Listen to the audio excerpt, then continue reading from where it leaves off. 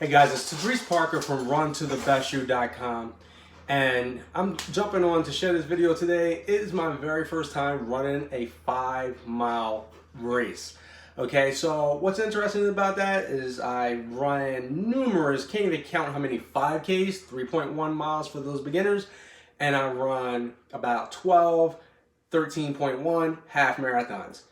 I do not do races in between. I've done one 10K as I was gradually trying to get my way up to 13.1. There was nothing gradual about it. I just did that one 10K and that was it.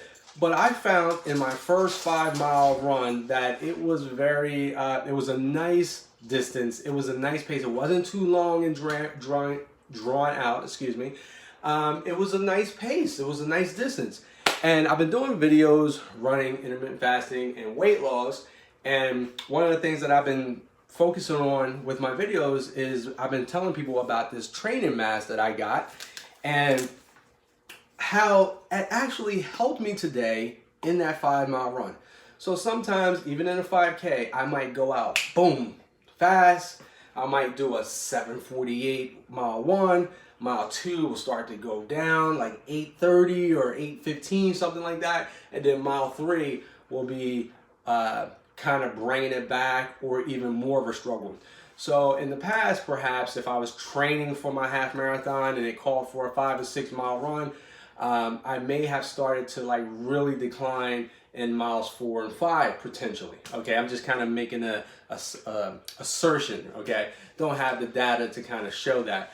But what I will say about the training mask, okay, what does it do? Well, it restricts your breathing and really helps you to focus on each breath that you take. Because if you gasp for air with this breathing mask on, it hurts. It's a little challenging, all right? And if you're a chest breather, let me show you the difference. Okay, so you got this on, all right? And you're running, it's restricting your oxygen, okay? If you are a chest breather, and you breathe it like that, very difficult to train like that. So this forces you to fill up your diaphragm and breathe from the belly. Breathing from the belly will help you go a bit further. If you're going too fast and you become that chest breather, it's going to make you slow down. So that was hard even just talking with this thing on, okay? I hope you understood what I was saying, but really it helps you to get that deep breath and train just a little bit harder. It makes training harder, so it makes race day easier. And I tell you what, today it was amazing. Mile 1 for me was 8 minutes and 28 seconds. I was consistent throughout. Mile 2 was 8:32, and mile 3 was 8:31. So I actually took off a second from mile 2. Now mile 4, I started to get a little tired, and that went up to 8:48. My goal was to get 8:30 per mile for the whole 5 miles. Okay, average 8:30 per mile. And my number one thing is I just wanted to beat 45 minutes. You know, average somewhere around 9 minutes per mile. But I knew I can do better than that, so that's where the 42:30 came from at an 8:30 per mile.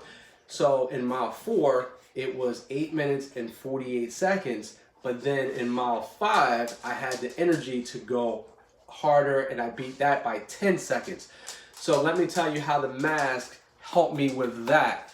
It helped me in mile 4 when I started to get tired, say to myself, is this as hard as if you had the mask on? You think you're breathing kind of hard now, but is it as hard as when you have the mask on? And the answer is absolutely not. So I was able to dig deep mentally. And sometimes, guys, that's the name of the game. Sometimes mentally, it's not just your arms, your legs. You know, when you're running, you don't even think about your arms and legs, but you need nice, fluent arms and legs, arms and shoulder movement just as much as your legs, right? You also need to swivel those hips. You got those obliques going. So there's a lot of things go into it. And the one thing that you might not think about is your mind. What is your mind saying? Because that can take you from here and you start to decline and you start thinking negative thoughts and it start going down and down and down and down.